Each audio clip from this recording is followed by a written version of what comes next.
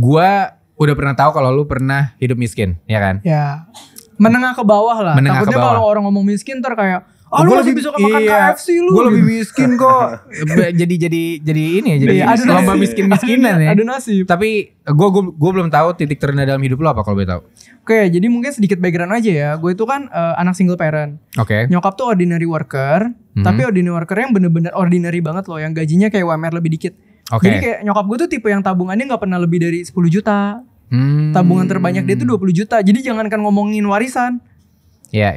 Atau apapun. Jadi tipe yang bener-bener hidup buat survive doang. Nah, Oke.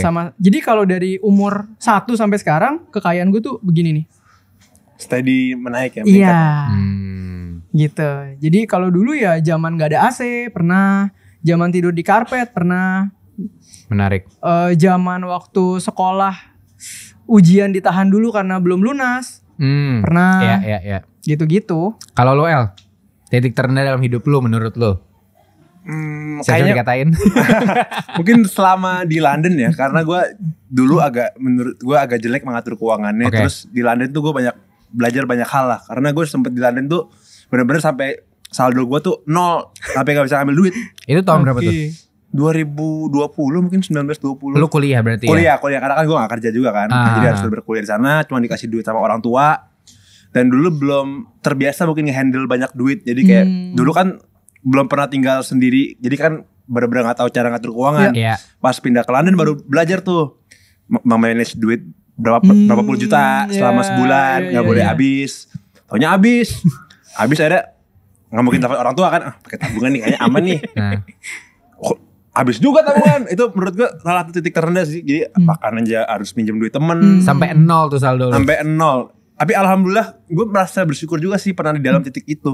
Jadi sekarang gue kayak, oh jangan sampai keulang lagi nih. Iya. Jadi ada apa ya? Iya. Ada Belajarnya pelajaran dari lah, situ. ada pelajaran, Iya, ada iya, experience-nya. Iya. Ada lagi nggak yang paling rendah dalam hidup lo? Secara finansial ya? Mm-mm. Secara finansial di London sih, di London itu dong. Di London itu. Iya. Nah setelah itu, setelah itu kan lu minjem duit teman. Minjem duit teman. Setelah udah ada lagi bulanan dari orang tua gitu Balikin ya. lagi ya. Balikin lagi. Kacau banget ya. Mahasiswa kan bagus belajar ya. Dia juga proud tuh. Minjem gue nih. Iya lagi. Buat Iya beli lagi. itu ya. Iya gak sih? Itu orang Indonesia apa bule? Orang Indonesia. Oh, orang Indo. Gue bakal cerita ke teman gue. Sekarang terkenal. Dulu dia pernah ngutang sama gue. Itu achievement dia tuh El. Cuman nih pernah diutangin gue. Kayak sampai ditato dah sama dia kalau gak salah. Achievementnya sampai situ. Itu sih menurut gue titik terendah sih selama Oke, hidup. setelah lu dapet bulanan lagi gitu ya. Maksudnya udah ada keuangan lagi. Hal pertama yang lu ubah setelah itu apa El? Ingat gak? Ya apa ya? Pola Pacar. apa? Pacar. Oh itu kebetulan lagi single. Lagi single. Mungkin pola hidup ya, jadi dulu tuh sering banget gue kayak pesen makanan online di London ya. Wah biayanya gila. Maksudnya di sini kita pesen makanan online ini gila-gilaan harganya kan. Iya. Di sana lebih-lebih lagi. Oke. Terus makan di luar terus, jarang masak sendiri. Akhirnya merubah kebiasaan sih. Jadi apa ya? Iya merubah kebiasaan sih kalau gue. Jadi Kalau lu Teh dari ya mungkin lu udah sering cerita ya, cuman boleh ceritain dikit gak? Ya. Dari lo yang di titik terendah itu, poin pertama untuk lo berubah tuh apa? Tadi sebenarnya udah jawab ya. Finance itu tuh selalu tentang membangun kebiasaan. Oke. Jadi kebiasaan itu juga dibangun kadang bukan dengan kesadaran, tapi karena kondisi. Nah kan tadi dia kan kondisinya begitu. Bangun nih kebiasaan baru. Sama. Kalau gue juga dulu mentok, jadi terbangun kebiasaan setiap kali gue dapat uang, pakainya tuh dikit banget. Dan kalau misalnya gue pakai, rasa bersalahnya tuh ada gitu. Karena takut balik ke situ lagi. Iya, karena perasaan yang paling ditakuti orang biasanya kalau sudah mulai pegang uang adalah takut nggak ada uang lagi. Sepakat. karena udah merasakan keenakannya megang duit banyak. Iya, karena gitu pegang duit tuh tenang. Iya. Gitu. Pusing banget kalau lu makan harus ngitung lagi nih. Aduh, kalau gue makan ini minggu depan cukup gak? Kalau gue sama pacar gue pergi nontonnya di mall ini weekend, makan di restoran ini. iya akan Apakah gitu. apakah air bulan saya makan? Itu tuh nggak enak loh bro, asli. Terus berarti apakah memang lu benar-benar jadi orang yang sangat amat hemat kah? Sampai segitunya kah atau gimana? Hemat itu terpaksa pertama situasi. Iya. Kedua karena memang pertama-tama gue juga entrepreneur itu kan harus mengutamakan cash flow company-nya. Iya. Jadi dapat duit gak? Dapet. Tapi dulu ya, gue itu posisinya ngegaji diri gue 3,5 juta sebulan. Nah akhir tahun dapat dividen bisa 300-400 juta. Tapi merasa gembel sampai akhir tahun. Satu hari turun dividen berasa kaya, besok gembel lagi. Oh, karena kebuang tuh duit apa enggak? Karena duit itu langsung Diputar gue pisahin. Jadi gue tuh orang ekstrim bro. Misalnya gue dapet duit 300 juta nih. Gue pakai mentok. Itu waktu awal-awal dividen itu paling 10 juta. Dari 300. Dari 300. Wow. Jadi 290 utuh. Itu ekstrim sih. Karena kalau gue kemarin ngobrol sama David tuh kalau nggak salah pengen beli sesuatu, lu harus punya duit 20 kali lipat apa 10 gitu. Itu lebih ekstrim. Itu lebih ekstrim ya? Kalau lu nggak 10 300 berarti berapa? 3%. Iya 30 kali lipat dong. Ya, iya, tapi itu lebih ke sebenarnya kan setiap kali kita dapat duit, yang susah itu kita cari-cari mau beli apa. Kadang-kadang kalau kita nggak tahu sebenarnya kan. Tapi kalau kita waktu itu gue cuma mau beli sepatu buat gue aja ya, dulu beli sepatu NMD 3 juta. Mahal bro, biarpun dapat 300 karena apa? Gue mikirnya gini, gue belum punya mobil, belum punya rumah, belum punya portfolio investasi, belum punya pondasi keuangan. Yes. Jadi biarpun dapatnya ratusan rasanya kurang karena gue harus hambar karena harus ngejar pondasi. Itu mindset yang menarik sih. Tadi lu bilang susahnya sebenarnya cari-cari mau beli apa. Iya. Nah sebenarnya mungkin emang kita nggak perlu, tapi kita mencari-cari mau beli apa. Padahal harusnya kalau emang lu nggak tahu mau beli apa, nggak usah dibeli. Iya. Gitu nggak sih? Iya. Dan orang nggak perlu se-ekstrim gue ya. Gue tuh tadi tercipta karena kondisinya aja. Takut sekali nih mama ada apa-apa. Takut sekali nih kehidupan gue ada apa-apa. Kenapa Bang? Oh, kalau ada apa-apa sih gue senang. Tentunya sampai sekarang gue masih encourage dia. Kalau ada stoknya lagi boleh. Gue ada 2 sih. Enggak. Bangsat. Enggak, masuk komedi dikit biar betul. Lompatan ekonomi. Iya. Tapi enggak, menarik nih. Kalau bapak lo yang asli itu kan lo sempat bilang tadi boros. Dia tuh kalau dikasih cepet bisa habis 120 dia. 20-nya lagi ngutang ya. 20-nya ngutang. Sampai dia tuh dijulukin tangan bolong apa itu? Tangan bolong. Kalau dikasih duit tuh habis saking borosnya. Nah, cuman kalau dari bapak tiri lo ada enggak financial literacy yang lo dapat? Atau jarang ngobrol? Dapat jam. Sebenarnya lebih ke jarang nanya tentang financial literacy sih ke dia. Langsung lebih dikasih. Enggak juga sih. Apa dikasih? Gue sama dia biasanya ngomongin bisnis literasi gitu sih dia. Cuman kayaknya dia financial literacy bagus deh. Mungkin dari gue nanya ke dia juga kali ya. Nanya sekali minta. Iya. Nah, lu sebagai ya anak yang cukup into ke musik lah. Banyak gak konser yang harus lu kejar gitu? Atau kayak setahun gue harus ada 3 konser yang gue datengin? Dulu gue cukup jor-joran, cukup boros karena gue merasa kayak contohnya misalkan Oasis gitu makanya manggung nih. Kadang gue merasa duit gue tuh worth it untuk konser karena belum tentu itu kejadian lagi. Kalau gue buat gitu-gitu biasanya gue agak jor-joran biasanya. Kayak misalkan Oasis mau manggung di London nih. Oh kayaknya worth it nih ngeluarin berapa puluh juta buat ke London atau buat kemana. Kalau gue tuh anaknya sebenarnya asal worth it aja sih. Asal worth it apa yang dikeluarin gitu. Oke, kalau lu Teh, hobi apa Teh? Hobi gue cari duit. Susah ya Ale. Nggak relate anjing. Jadi gue selain nyari duit, ada nggak satu hobi lu? Ya sebenarnya lu nggak hobi banget, tapi suka ngelakuinnya aja. Gue suka banget hal yang sederhana dan rutin. Contoh. Gue itu kan sekarang ke kantor Senin Rabu Jumat. Jam 10 gue nyampe kantor pameran gue sampai jam 12. Biasa kesibukan gue makan soto Kadir. Oke. Ngopi, nge-gym. Jam 3 gue ke kantor agensi gue. Oke. Buat gue ada rutinitas kayak gitu, gue happy. Buat gue very fleksibel. Gue mau makan enak tercukupi. Gue olahraga, selesai olahraga gue seger. Tidak ada pressure tambahan. Itu gue udah happy tuh. Berarti kalau misalkan lu berarti suka rutinitas. Iya, rutinitas yang mungkin mencukupi banyak aspek di hidup gue ya. Jadi hari ini dapat olahraganya, dapat kerjanya, dapat makan hal yang gue suka. Terfulfill dia, ngopinya. Sepakat. Gitu. Kalau lu libur, lu stres gak berarti? Kalau lama stres.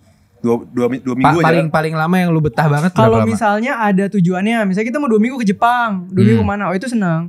Tapi kalau kayak lagi nggak ada jadwal apa-apa, mentok 3 hari gue nggak megang kerjaan, abis itu pasti kepala gue nggak enak. Oh. Pengennya workaholic juga berarti ya. Mungkin ya. Kalau di sekolah kayak hobi lu apa belajar kayak gitu ya? Ngeselin banget main kayak gini. Belajar gue. Tapi beneran. Iya beneran. Emang ngeselin kan? Kayak kita gak akan teman sama Theo ya dulu ya. Enggak. Kalau belajar kan enggak dapat duit. Benar. Untungnya nggak ada buat kita gitu ya. Iya. Tapi ada nggak hal yang lu beli atau lu abisin duit untuk hal tersebut selain bisnis? Sekarang unik. Gue suka banget melakukan sesuatu yang ini kedengarannya klise ya, tapi ini buat pemenuhan personal gue happy banget melakukan sesuatu yang impactful. Oke, Contoh, misalnya belakangan ini 2 tahun ini gue ngonten, puji Tuhan ada growth ya kan, diundang pekerjaan sana sini. Oh tapi gue seneng banget nih kalau misalnya sebulan ada 1 kali 2 kali gue ngisi di gereja tanpa dibayar. Gue sharing kesusahan hidup dan perjalanan ini dan banyak orang yang bisa benar-benar terimpact dari situ, ada kepuasan tersendiri gitu. Iya. Kayak itu fulfilling buat gue lebih dari kayak barang or apa gitu. Oke. Nah, gue mau tahu itu lu punya perasaan kayak gitu apakah karena secara keuangan udah kepenuhi? Kayaknya gitu bisa di-build juga gak sih perasaan empati itu? Nah, mungkin kayak orang-orang yang gak pernah charity mungkin kayak gak pernah kebentuk perasaan kayak gitu. Tapi setelah sekali 2 kali charity, oh ngasih memberi enak juga ya ternyata. Kalau lu gimana? Mungkin karena pernah susah, gue empatinya tinggi untuk orang-orang muda yang misalnya semangat, berjuang tapi mungkin belum ada jalan, belum ada insight, belum ada apapun. Karena gue ngerasa dulu perjalanan gue sangat tough tanpa adanya sosok itu. Oke. Gitu. Jadi kalau ngelihat anak muda apalagi misalnya rajin apa, gue pengen banget bisa support nih gitu. Gue mulai konten pun begitu. Karena gue ngerasa banyak banget anak muda semangat, kalau denger konten finansial yang tertwist kebenarannya buat monetisasi, hidupnya bisa berantakan. Itu titik pertama gue konten. Oke. Tapi menurut lu frugal living itu penting gak? Nah, kita setting the context dulu nih. Ini seru nih. Coba kalau taruh gue agak awam juga. Definisi frugal living itu apa sih? Hidup hemat aja. Apa enggak? Nah, kalau lu denger frugal living lu kepikir apa? Menurut gue kalau sebenarnya kan setahu gue hidup hemat. Cuman kalau pakai kata frugal tuh entah kenapa kayak ekstrim. Cukup ekstrim. Frugal living tuh bukan kehidupan yang gampang pecah ya, frugal. Fragile. Iya. Gimana gue cepet gak? Cepet. Kapan-kapan ajak aja. Cepet ya. Nyambung nih. Nyambung ya. Ya. Lanjut. Gimana tadi? Oke. Jadi kita setting the konteks dulu ya. Mungkin kalau kita dengar kata frugal kita selalu bayangin ekstrim-ekstrim gitu loh. Kayak gila ya orang sehari kalau bisa makan sekali doang. Atau sehari makan 2 kali tapi satunya misalnya bener-bener makan Indomie atau apa gitu kan supaya sisanya banyak. Atau beneran beli telur seminggu makannya nasi telur sayur. Udah itu terus. Ya. Tapi frugal living ini sebenarnya way of living yang sangat bagus untuk di-apply semua orang. Karena konteksnya 3 hal doang. Yang pertama lu punya financial goals yang jelas. Goals ini beda-beda nih. Lu mau beli rumah, lu mau pensiun lebih early, lu mau apa? Gitu ya. Emang harus setting up the goals-nya dulu. Iya, ini clear. Lu mau punya financial goals-nya clear, bukan yang ngawang ya. Clear dan ada angka. Maksud gua clear tuh ada sampai angka. Situ, sampai spesifik itu. Sampai situ. Dan ke gambar dari income lu yang sekarang, proyeksinya berapa lama. Itu maksud gua goals yang clear. 2. Goals ini diturunin bener-bener jadi prioritas utama lu dalam hidup. Ketika ini udah jadi prioritas utama lu dalam hidup, ini akan turun ke setiap pengambilan keputusan lu dalam bidang keuangan. Contoh, kalau gue tiba-tiba diajakin pergi ke sini, kalau gue lakuin ini memperpanjang. Ini enggak ya? Nah, di sini orang spektrumnya beda-beda. Ada yang ekstrim mau mencapai dengan cepat, atau misalnya memang income-nya nggak terlalu tinggi. Biasanya cuma 2 nih. Either dia mau ngeras goalnya, atau memang income-nya, earning power-nya nggak kuat. Di situ dia bakal ekstrim tuh. Makanya kita bisa bilang, nih orang irit banget ya, gak nikmatin hidup ya. Kadang mungkin kan sampai kayak gitu. Tapi gue pun frugal, tapi gue happy-happy aja. Ya, karena definisinya beda-beda juga kan. Iya, definisi happy itu Teh. Iya, kebutuhan tercukupi itu sih. Sama gini, yang tadi gue bilang, earnings power itu main banget. Kalau sekarang lu punya income 100 juta sebulan, keluar 30 juta aja single udah happy bro. Bener sih. 70 juta tuh nganggur loh bro. Nah tapi caranya kita kayak misalkan kayak contohnya artis earning power-nya mungkin gede, tapi kan gak stabil. Kayak misalkan sekarang bulan ini dapat banyak project, bulan depan dapat banyak project, bulan depannya belum tentu dapat project. Fluktuatif banget ya. Iya, kalau artis gimana tuh cara manage itu? Menurut gue kalau artis fokus pertamanya harus cash flow machine. Nah kalau gue sekarang nih, gue punya cash flow machine di bisnis. Terus ternyata as influencer duit juga kencang. Ini kan gebukan tambahan. Tapi recurring gue per bulan hidup lebih dari sini nih. Betul. Nah menurut gue artis begitu dapat kapital besar, mereka harus ngerti 2. Bikin cash flow machine either bisnis atau ngerti ngelola di capital market. Contoh, misalnya artis main film, bisa dapat 3 miliar. Nah. Kita nggak usah muluk-muluk deh, kita masukin ke saham-saham yang memang top 5 di Indo aja setahun bisa dapat 7-10%-nya udah berapa?